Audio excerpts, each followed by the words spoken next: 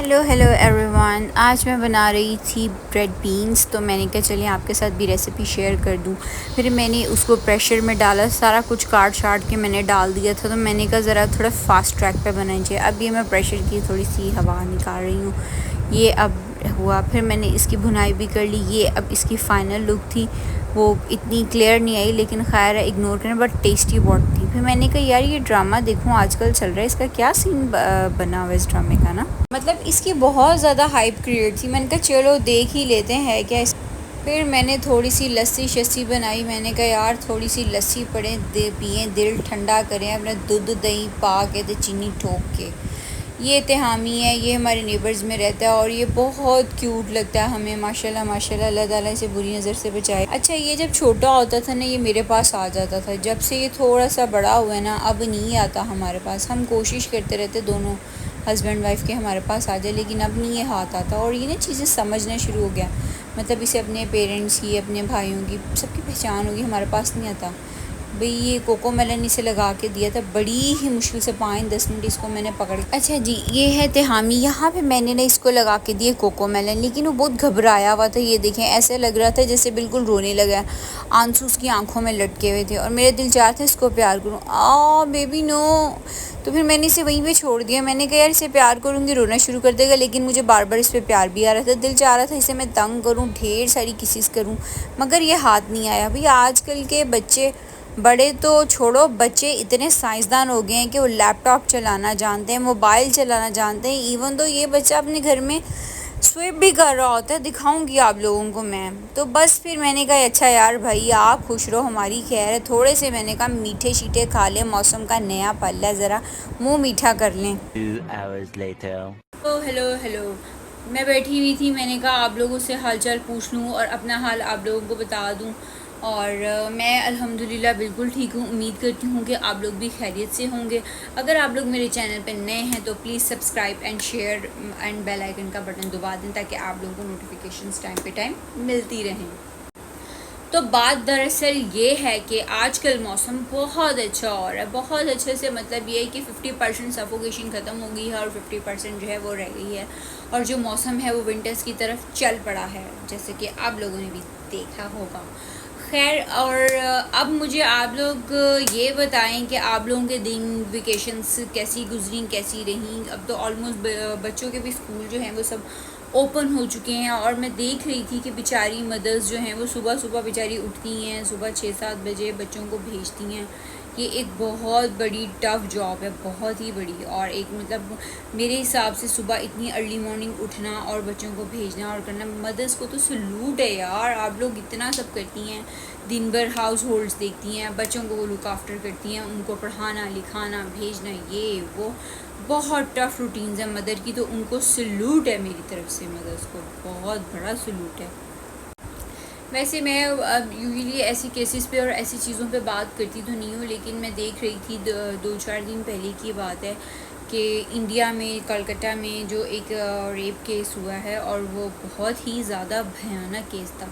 मतलब मैंने उसके जो भी डिटेल्स थी उसकी जो सुनी और जो मैंने रीड की, उसके बाद तो मतलब 2-3 दिन ये चीज़ मेरे माइंड से निकल ही नहीं रही थी कि हम लोग मतलब कैसी माशरे और कैसी सोसाइटीज़ में मतलब हम रह रहे हैं, कैसे लोगों में हम रह रहे हैं स्पेशली। और बात यहाँ पे खाली इंडिया की नहीं, इंडिया और पाकिस्तान दोनों का कल्चर, दोनों की सब चीज़ें ऑलमोस्ट सेम है। जैसे लोग वहाँ पे हैं वैसे ही लोग यहाँ पे हैं। हालांकि ये एक इस्लामिक कंट्री है, लेकिन फिर भी यहाँ पे रेप का रेशो इतना ज़्यादा है कि मतलब मैं मतलब उसमें समझ नहीं आ रही थी, मुझे वर्ड्स नहीं मिल रहे थे कि मैं इस बारे में किस तरह से बात करूं। बात ये है कि पाकिस्तान में ये केसेस भी बहुत ज़्यादा होते हैं, बस हाईलाइट वो होते हैं जो मीडिया पे आ जाते हैं। अदरवाइज़ ये मतलब हर दूसरे तीसरे सिटी में, हर दूसरे तीसरे इलाके में है ना, जो ये काम है ये हो रहा है। तो हमें चाहिए कि इसको मतलब इतना सख्त एक्शन इस चीज़ पे लिया जाए पाकिस्तान या इंडिया में। जो लोग ऐसा करते हैं उनको सरेआम हैंग किया जाए, ताकि जो है जो उनको देखते हुए जो 4 लोग जो और हिम्मत पकड़ते हैं वो इस चीज़ से डर जाएं और बाज आ जाएं। और मैं देख रही थी कि जो इंडिया की जो डॉक्टर है, जो बेचारी हाउस जॉब कर रही थी, और किसी ने उसके कमेंट्स में नीचे लिखा हुआ था कि काश उन 7-8 लोगों में मैं भी होता, और वो लड़का यहाँ पाकिस्तान से था, फैसलाबाद से।